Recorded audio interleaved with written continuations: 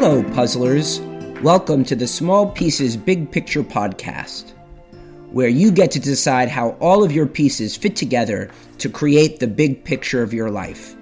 I am your host, Jason Wendroff-Ronicki. The problem I see right now is that everyone is telling you what to do. From what you eat, to the exercise routine you follow, what your mindset should be, how you should make your money, what you should do for fun, and the list goes on and on and on. And you are hurting yourself by following someone else's advice. The only person that advice is good for is the person who created it. In this podcast, I will give you food for thought and assignments on different ways of thinking, feeling, and behaving. I will leave it up to you to figure out how that fits into the big picture of your life. I encourage you to get back to using your intuition of what's right for you and stop listening to the sound bites of others. All the pieces you need to fit together to be whole are already inside of you. You just need to put them together in your own unique way. So let's get to puzzling.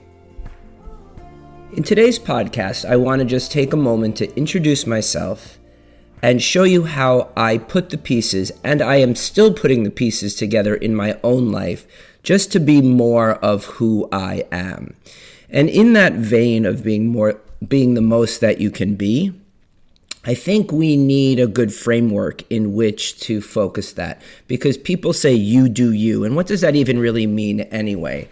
So the piece one that I'm going to introduce to you today is how I stay in my wheelhouse, how I stay in my zone of genius, because every time I stray from my zone of genius, it makes me angry and frustrated and just really does not bring joy into my life. So it's not about doing things that I don't want to do. There are plenty of things that I do that I have to do for like my business, for my relationships, for everything else like that. But if I can do it in my own unique way, then that makes me much, much happier and much more fulfilled in everything I do. So I love to do everything in a way that honors my desire to move people forward by connecting with the right people to think, create, and learn. And how do I do this? I do this by meeting new people and winning them over. I break the ice in a contagious way that gets them excited. I communicate my ideas clearly and put them into words people understand. Weaving and connecting different ideas together to look at a situation in a new way is my specialty. Honesty, integrity, and loyalty are important aspects in the people and companies I work with and the way in which I do business. I see the potential of what could be and include everyone, even the outliers, along the way. Everything is connected, so when problems arise, I quickly identify the patterns and turn them into opportunities. When there is a decision to be made, I am confident in my choices and quickly turn those decisions into action. I am continuously working on improving my skills and talents and then taking that learning and tailoring it to help others achieve their potential. This is a statement that I read every time I feel like I'm moving out of my zone of genius. It always reminds me to stay within the strengths and where I am strongest. And this way I could be much more effective in everything else that I do. In a later episode, we're going to go over on how to create this story for yourself. But for now, that's how I stay in my zone of genius. Piece number 2. This is about me growing up. And this is really an important part of my story because, and for many of us, this is where all of our thought patternings and our conditioning really get grounded into our reality. So as adults, the most important thing is really getting to know and familiarize yourself with your own story, because this is the stuff that holds us back. The thought patternings that we get when we're kids hold us back for being successful adults. So I grew up in a small town in New Jersey called Bayonne, New Jersey. It was a very urban town, and it was a very close-knit community. So if you were ever outside of the box on many things, it was really difficult to grow up in that area because you thought differently like everybody else. And that was my story. I had a very, very creative way of thinking. And so it was very difficult for me to fit in any of the boxes that people try to put me in. Some of the ideas that got ingrained into my head, into my brain, were different ideas. Like the biggest one for me was that I was always going to be fat. And so at that point, growing up, I was one of the heaviest kids in my class. The kids in my Little League team used to joke around, and they used to say that they wouldn't need a stopwatch to time me going around the bases, but they would need a calendar. I was not athletic. I really didn't care too much for sports, but I put myself in sports anyway. I didn't find any joy in that particular set. So this idea that I was always going to be fat really is kind of what guided me towards healthy lifestyle choices as an adult, because I realized the choices that I make, these little small pieces that I decide and choose to take, really can make an impact on my health and well-being as an adult. Another thing that really caught in my attention was this idea that you had to have a traditional career. You had to have a 401k, a retirement plan, a 9-to-5 job, yada, yada, yada. The traditional sense of what you would do as a career choice. And in fact, I did try this for a little while, and I just felt like I was dying on the inside. I had a job that I went to, an office and that kind of stuff, but it really didn't suit me. And it wasn't until later in life when I had a consultation about my career path, because every 7 years I was wanting to do something different.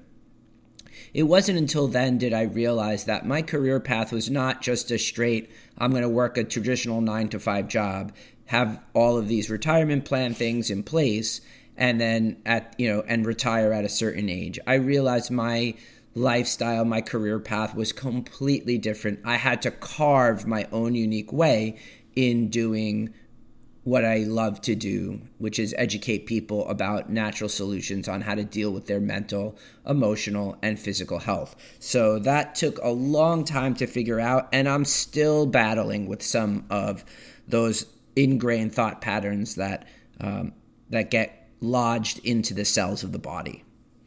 Another thought pattern I had to contest with is this idea of getting sick when we get old. I see people in my experience that just go down that path of not taking control of their lives and letting their lives take control of them, and then they get sicker as they get older. In fact, I am more physically active now as an adult than I ever was as a teenager or even as a grade schooler, because I fight this idea. I think that we can be more vital and more energized as we get older, but it really depends on the choices that you make, the things that you eat, the exercise routines you follow. Those different kinds of things can make a complete difference in changing the outcome of your energy levels, of your wellness, and your well-being. The other thing is that I'm challenged with this idea that I have to think like everybody else. When I was going through the standardized testing as a kid, I always felt stupid because I would look at even the most simple question, like a reading comprehension question, or just these simple questions that should be easy, but I would always look at them in a very creative way. And so when I would get my test results back, I would not perform as well because of the way I thought about a problem. So many times I thought, oh, there are 2 or 3 answers that actually could be correct. But the problem is that they were only looking for one, and I couldn't always come up with the answer that they wanted to hear. So in fact, many times I did not do well on standardized tests, and it made me feel actually stupid because I couldn't give the answers that they were looking for, even though there were always a couple of correct answers. And I want you to remember that whenever you're looking at a problem, there's always a solution. And so many times there are multiple correct answers that you have to find the correct answer that is right for you. It took me years to process through that and learn that this creative way of thinking is in fact something that makes me stand out from everybody else rather than trying to fit in. And when you're trying to perform at high levels, being different can really serve you if you learn how to maximize that in the most unique way that you can. And that is partly the reason for this podcast, is so that you can feel comfortable in the choices that you make, that they're right for you, and nobody else can tell you anything different. So to be completely transparent, these are the things that I have been dealing with as an adult, and I continue to deal with them. And as this podcast progresses, I'm very more than happy to be open and transparent about how these things have affected my adulthood, as well as things that I have to work through to be more successful and more creative at the stuff that I do. Now that you know my strengths, now that you know where I came from and the thought patterns that I'm challenged with as a kid and that brought into adulthood, now let's talk about piece number 3, my education. So as I was growing up, I was influenced and heard very often that I should become a doctor. Oh, as a young Jewish man growing up in Bayonne, being a doctor was a very well-respected profession. So throughout my childhood, I used to hear, be a doctor, be a doctor, be a doctor. So when I went to college at Rutgers University, I decided to study psychology because I loved the looking into human behavior and what makes us tick and why we do the things that we do. But not only to why we do the things that we do, but also how we can change those behaviors to do the things that we want to do and that can bring us into a successful relationship with ourselves. So I studied for 4 years. I studied at Rutgers. I got my BA in psychology. And then I decided I was going to go and take it further. It was the mid-90s. The field of psychology was in this very precarious time where it was very challenging to be a clinical PhD, which was what my original intention was.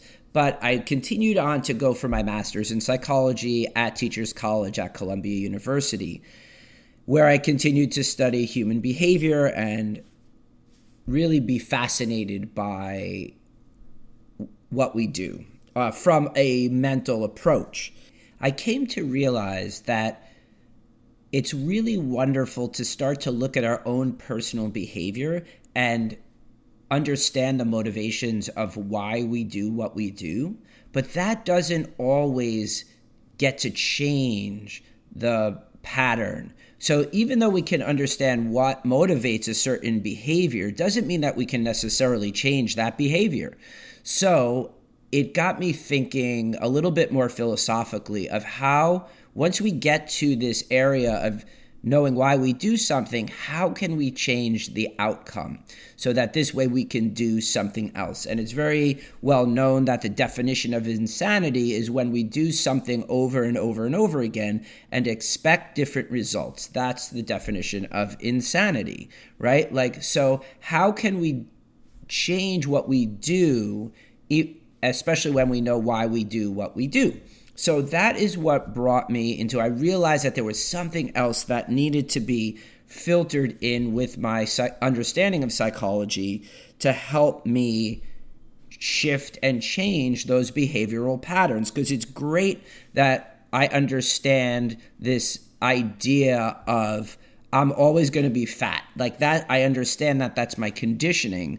But how do I put down the cupcake when I'm faced with that? Or how do I go out and exercise to prevent that thought from becoming a reality. And that's what brought me actually into yoga, because I started to then watch what I ate, and that's what got me into yoga. I started practicing yoga as a different way of just doing physical exercise. And after my yoga practice, I realized, wow, my body feels really amazing. And so I was thinking, what else could I do to improve on the feeling I got from after my yoga practice? So that then led into a whole life shift for me, into looking at what I ate, what I was thinking about, what I did for fun, and moving into different natural solutions for different health-related issues. Going back to this idea of you have to get sick as you get older, I was like, no, that does not have to be my reality. I can get more vibrant as I get older, and that's what allowed my whole life to shift in a very natural way. So looking back and saying, well, I'm able to change my behaviors and I'm able to change everything that I do because of my lifestyle. And it started from that physical approach. So it's more than just the thoughts that we think. It's the actions that we take, those small little daily habits that can make a huge, huge difference. So I decided to study yoga as a career path.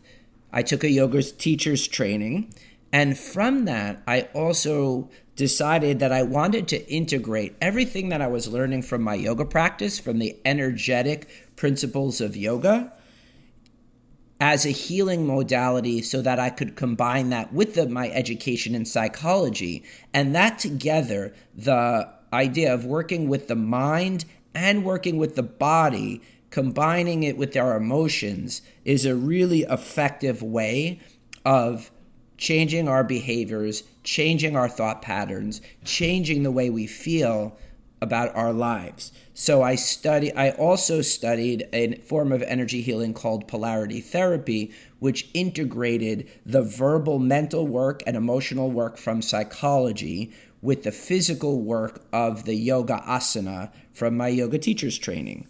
So I really was able to marry the two disciplines into something completely unique that I work with people both emotionally, mentally, and physically through those modalities. And I think it is absolutely, if you're neglecting one of those components, then everything is out of balance. Then with this shift of awareness and wanting my life to be more natural and more holistic and just more connected to the earth, I realized also that I needed some additional help, as well as not just my physical practice, not just what I was eating, but I was continuing to have some things that I needed to address. And that's what brought me into the world of essential oils, because I noticed that it had not just a physical benefit, but a mental and emotional benefit as well. So I became very involved in learning more about essential oils and putting that all together with the polarity work, with the yoga work, with the psychology work that I do, to really help not just myself, but to help my clients really get more connected with their uniqueness, because we are all unique and we all have to bring our gifts into this world so that this way we can be more of who we are. So up until I was about age 26, my life was moving along like everybody else is, challenged with all the stuff that I just mentioned and doing the normal, day-to-day challenges of everybody. And then I was struck with some tragedy. In June of 1998, my sister Lauren died in a car accident. And this sent me into a whirlwind of grief. I just didn't know what to do with myself. I was completely altered because of the pain that I felt after her death. And so this is piece number 4, is how I even dealt with the grief of losing my sister. In our society, sibling grief is something that gets trivialized. And so part of my intention for bringing this to you today is just to normalize the conversation, to let you know that there are so many people that have lost a sibling. Sometimes you don't even know it. And the more we can normalize this conversation, the more that people feel free to talk about it. And in the beginning, I felt like I was an outsider, even within the sibling support community. I went to seek out a support group in helping me deal with my feelings about losing my sister.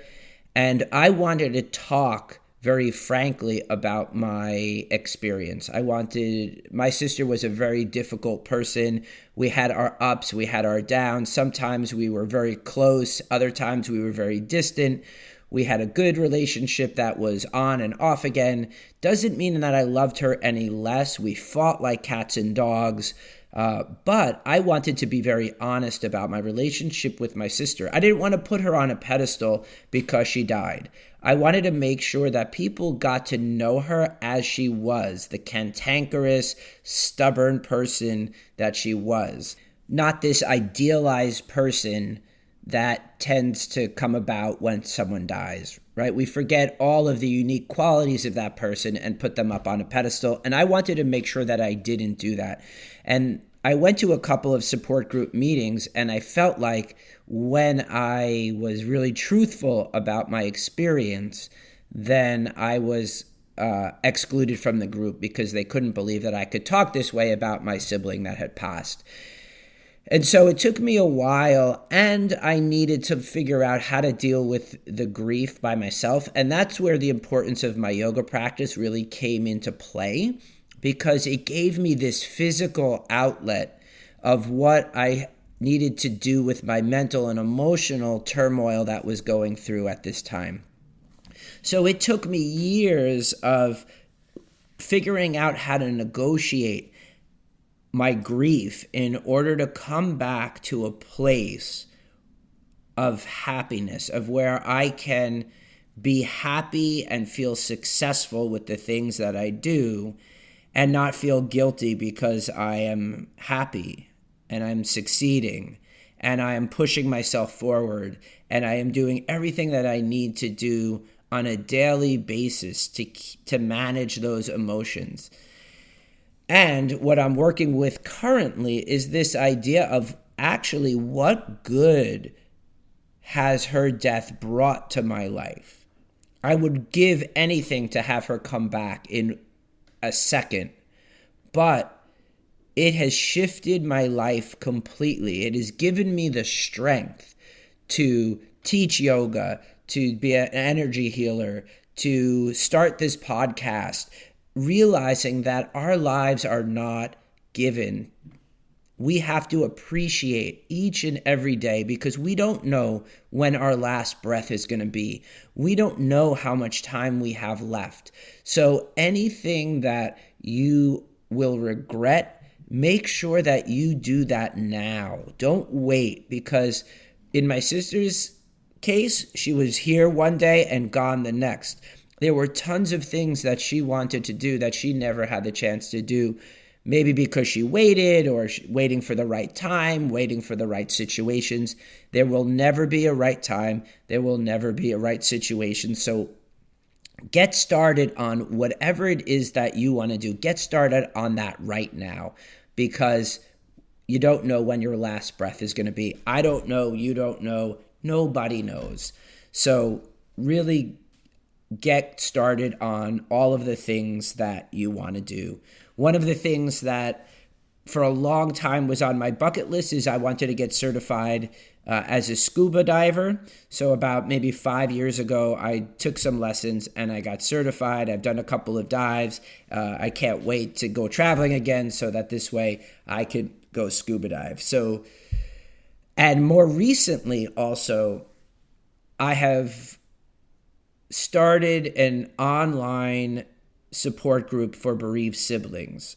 So if you check out the notes, I will put the link if you want to be on that email list. Please just hit the link below or just contact me, get in touch with me, and I'll get you on that list. Because I think it's a thing that people, I know for myself, I had to figure it out on my own. I had to kind of go away from the support group, figure out how to live a healthy lifestyle with my grief, and how to do different things like meditation and breathing techniques and physical asana to help me really manage my grief in a more effective way.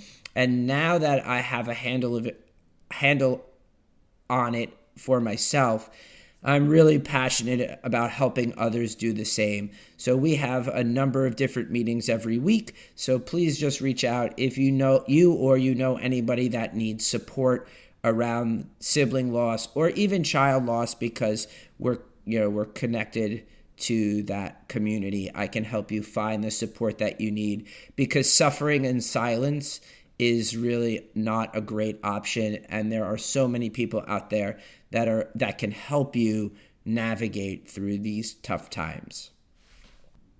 And just as like there's tragedy in my life, there's also blessings that come in unexpectedly. So piece number 5 is my relationship with my wife. I met her in college when we were going to Rutgers, and I immediately connected with her in a very deep way. In fact, when we started going out, many of our friends called us Trayson. My name is Jason, hers is Tracy, and together we are Trayson. And this is before the popularity of the celebrity mashups happened. So we were connected right from the beginning, and we are very different in every single way. Me, I'm a little bit more laid back. I'm a little sluggish. If I were left to my own devices, I could be a great couch potato. And I have to fight that sluggishness almost every day. I take different things to challenge that. Tracy, on the other hand, is very fiery. She's very passionate. She cares about everything to the nth degree. And so together, it actually works in synchrony. I get to ground her, and she gets to push me forward. She forces me to take chances that I normally would not have taken otherwise. And it gets me to grow and learn. Yes, we have issues. Yes, there are times where when my passions run high and her passions run high, we definitely have to work through them. But it's a choice I make each and every day to stay with her, because I can't ask her to be somebody that she's not, and she can't ask me to be somebody that I'm not. And sometimes when those two personalities bump into each other, it's really important to work through that together, so that this way she could be who she has to be and I can be who I have to be, and we can do it together. So it's always about finding the win-win in every single situation.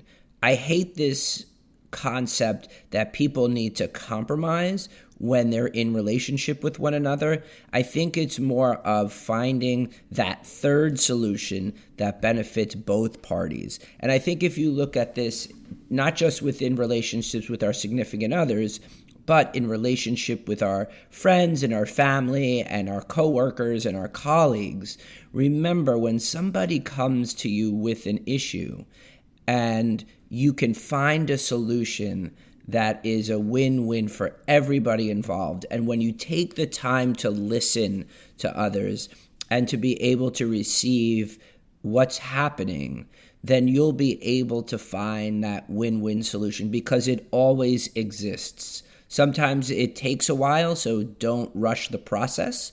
But if you take the time to listen and know what you want and listen to what the other person wants, you can find that solution that fits both of you.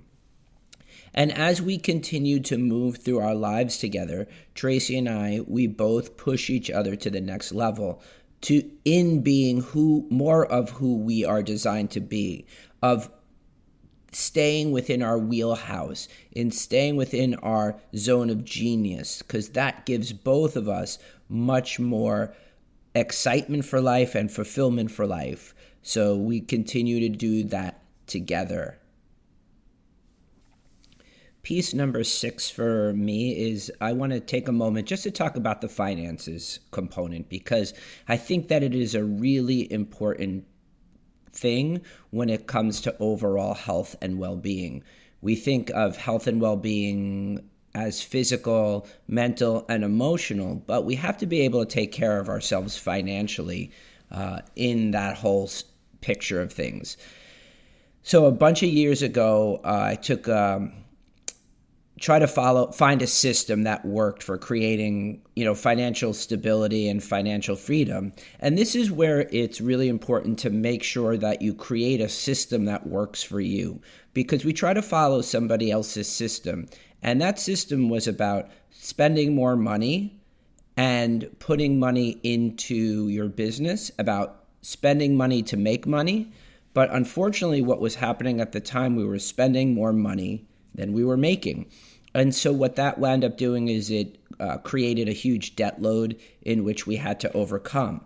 So we had to make some really tough decisions about what to do, how to bounce back from this.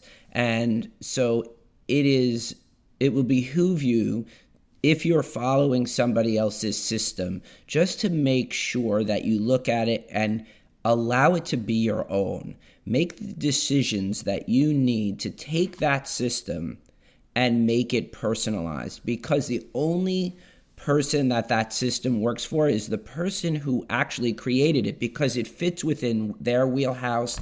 It fits within what their strengths are, not necessarily what your strengths are.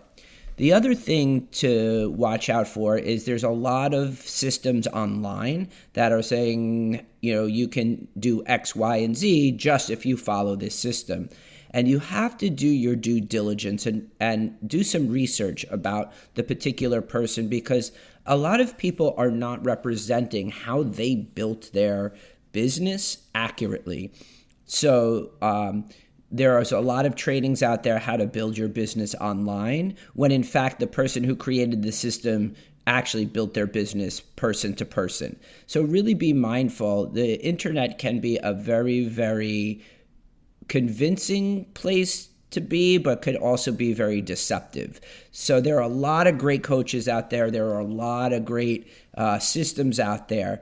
But the thing that you need to do is to make that system your own. And so when you can take ownership of that and make the decision of how much you want to make and how you're going to get there, and create a plan and take those small little steps each and every day to get yourself to your goals. And I always say that a goal not written down is just a dream. And if you don't write your goals down and you don't take the action steps that you need to, then you're just going to be dreaming about something that may or may not ever come into fruition.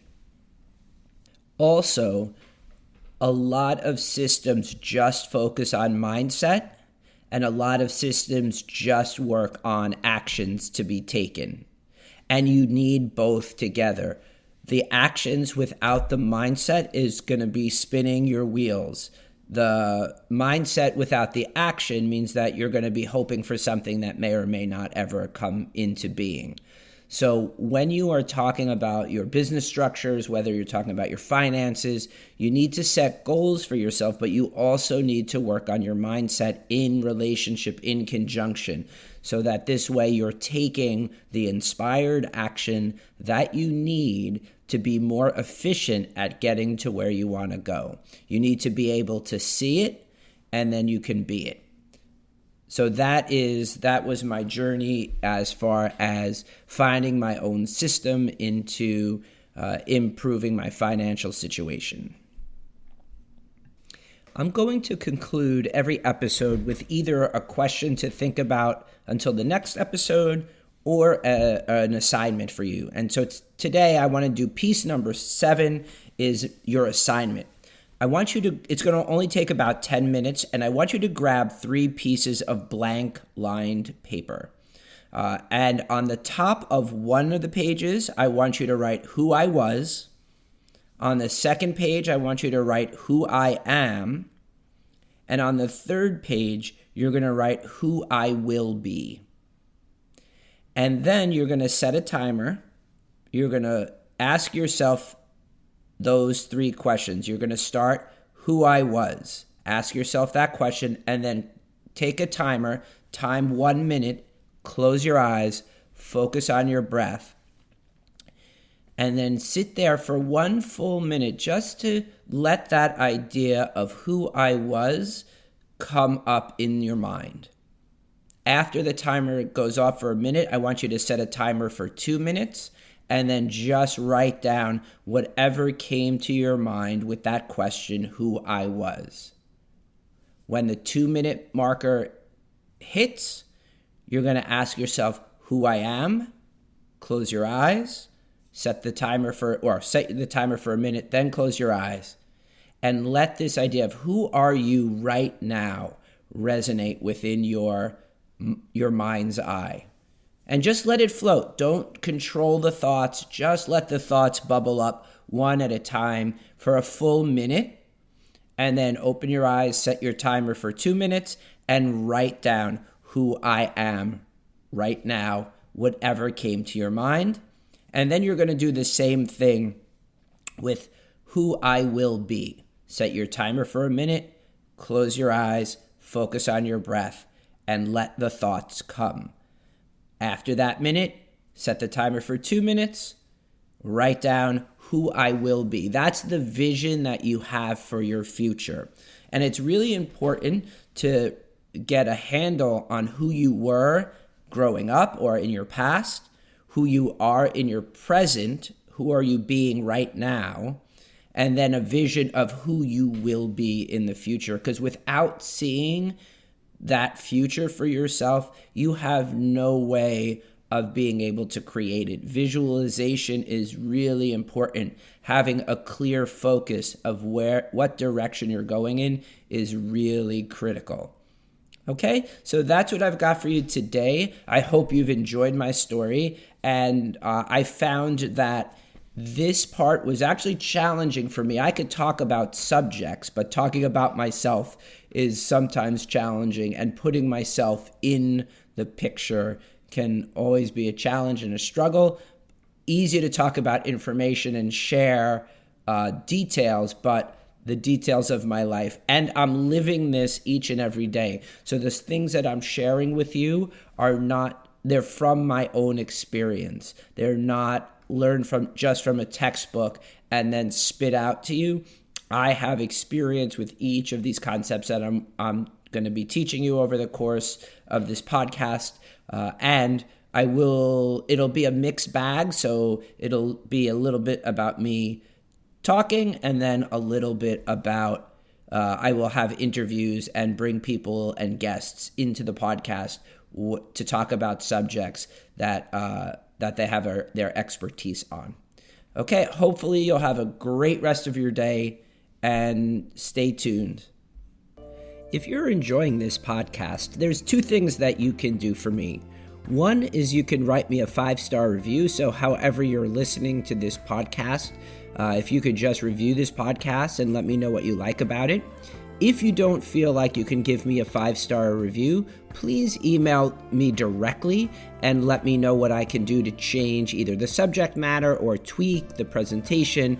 And then this way I will personally read the email and I will send you back some information based on your feedback. So that would be really helpful. The other thing is if you could head over to my Patreon page, the link is in the liner notes, and just donate a couple dollars a month to help me to create this great content so that you can really be inspired to put your pieces back together or put them together for the first time to really live more holistically, more happily, more joyfully.